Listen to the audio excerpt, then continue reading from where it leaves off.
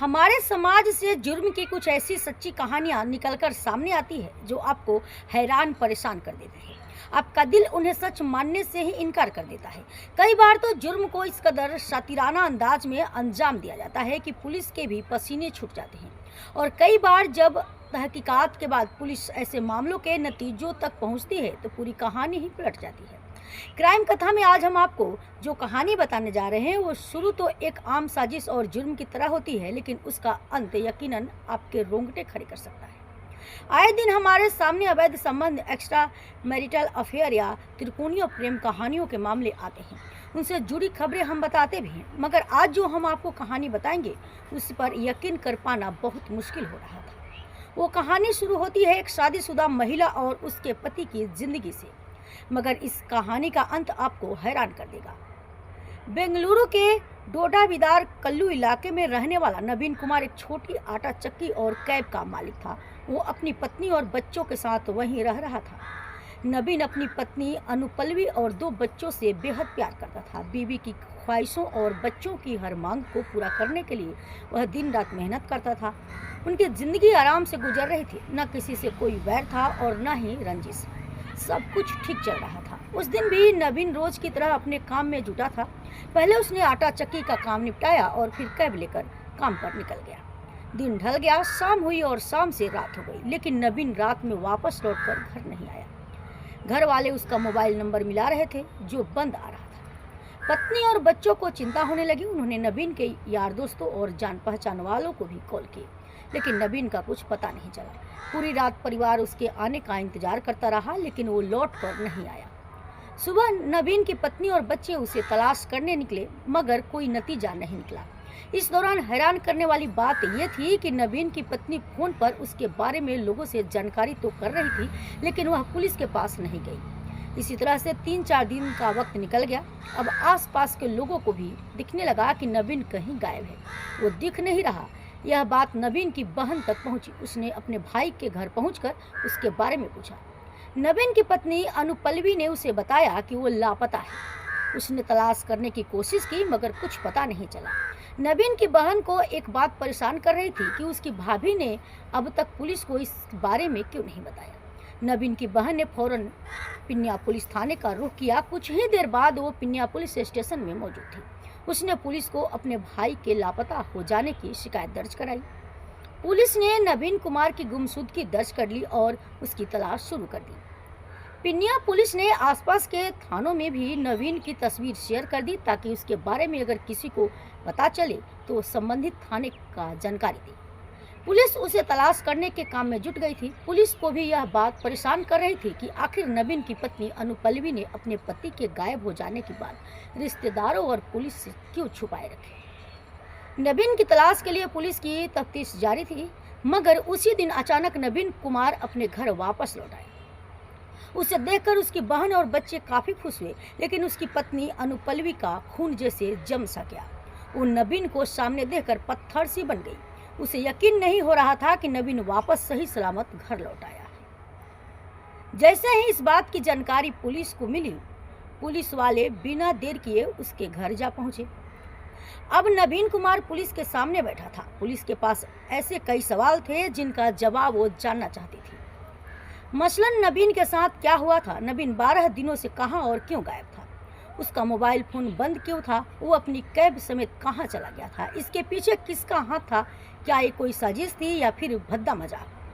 Police अफसरों के जेहन में ऐसे ही कई सवाल तैर रहे थे। नवीन कुमार ने पुलिस के सवालों के जवाब में जो कहानी सुनाई, उसे सुनकर पुलिस वाले भी हक्के बक्के रह गए। वो सोच भी नहीं सकते थे कि किसी मामले में ऐसा भी कभी हो सकता है। दरअसल ये कहानी किसी फिल्मी कहानी से भी ज्यादा पेचीदा थी, जिसमें सस्पेंस, थ्रिलर सब कुछ था। अब नवीन कुमार कहानी सुना रहा था और पुलिस ध्यान से सुन रही थी। दरअसल बेंगलुरु के डोडा बिदार कल्लू का नवीन कुमार अपने परिवार को दुनिया की तमाम खुशियां देना चाहता था, इसलिए वो जी तोड़ मेहनत करता था। यही वजह थी कि वह 2 काम एक साथ कर रहा था, आटा चक्की भी और कैब ड्राइवरी भी। वो अपने काम में बहुत मशगूल था। उसे इस बात का अंदाजा भी नहीं था कि उसकी बीवी अनुपल्लवी, जिसे वो दिलो जान से प्यार करता था, वो किसी और के साथ प्यार के तराने गा रही थी। असल में अनुपल्लवी का हिमावंत कुमार नाम के एक शख्स के साथ प्रेम प्रसंग चल रहा था। 26 साल की अनुपल्लवी रात दिन हिमावंत कुमार के ख्यालों में डूबी रहती थी। वो उसके साथ जिंदगी बिताने का सपना संजो रही थी। उसे हिमावंत के साथ वक्त बिताना बेहद पसंद था, लेकिन उसकी इस प्रेम कहानी में उसका पति नवीन कुमार रोड़ा बन रहा था। नवीन का प्यार उसे अखरने लगा था। वो पति की बजाय प्रेमी की तरफ ध्यान लगाए रहती थी, मगर घर परिवार और पति ये सब उसे परेशान कर रहा था। इसी वजह से अनुपल्लवी ने पति से छुटकारा पाने की योजना पर काम शुरू कर दिया। इस बारे में अनुपल्लवी ने अपने प्रेमी हिमावंत कुमार से बातचीत की और पति को रास्ते से हटाने की साजिश रच डाली। दोनों ने इस साजिश को अमली जामा पहनाने के लिए 3 सुपारी किलर्स हरीश नागराजू और मुगिलन से संपर्क साधा, जिन्होंने नवीन का खात्मा करने के एवज में 2 लाख रुपए की मांग कर डाली। अनुपल्लवी और हिमावंत कुमार इस बात के लिए राजी हो गए। भाड़े के कातिलों के एडवांस के तौर पर 90,000 रुपये दे भी दिए गए और बाकी की रकम यानी 1,10,000 रुपये काम हो जाने के बाद देने की बात तय हुई।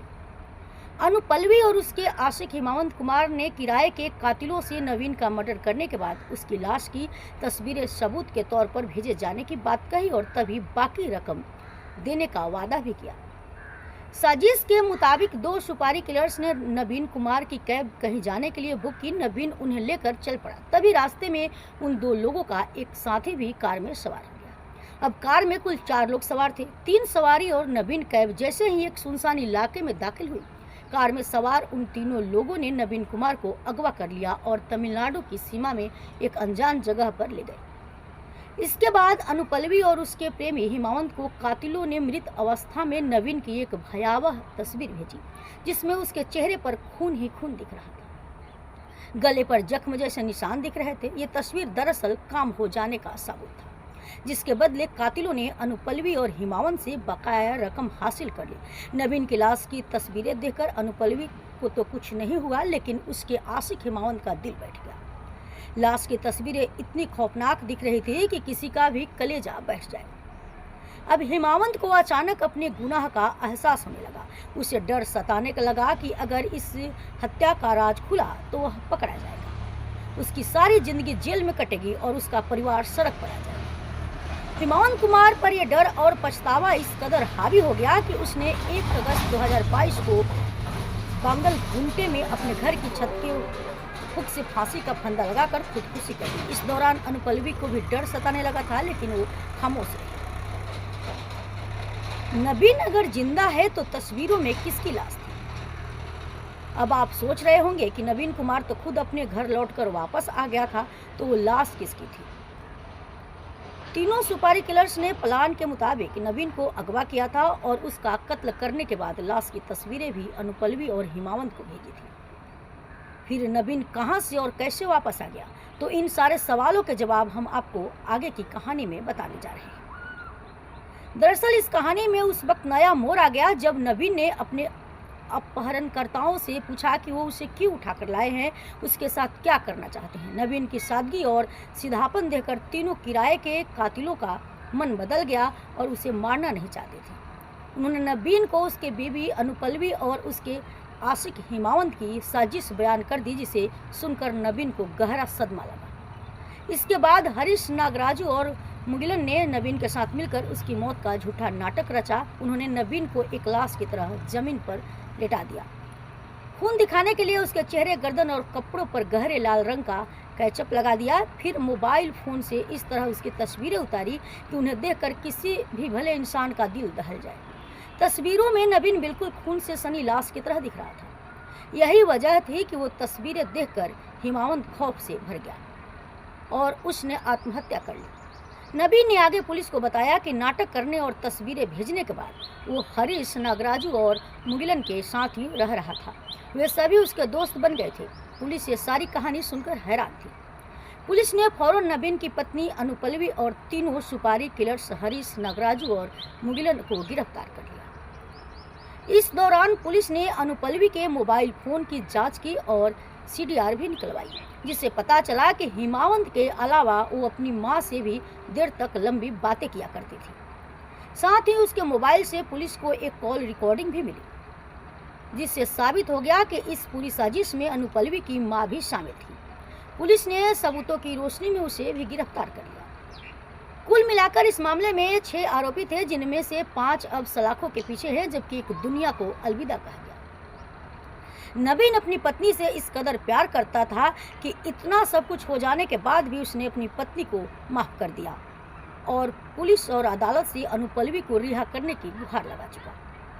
हमारा मकसद क्राइम कथा में इस तरह की सच्ची कहानी बताकर जुर्म का बखान करना बिल्कुल नहीं है, बल्कि हम आपको इस तरह के गुनाहों से आगाह कराना चाहते हैं। हम बताना चाहते हैं कि मुजरिम चाहे कितना भी शातिर हो, एक दिन वो कानून के शिकंजे में आ ही जाता है। इसलिए सतर्क रहें, सावधान रहें और सुरक्षित रहें।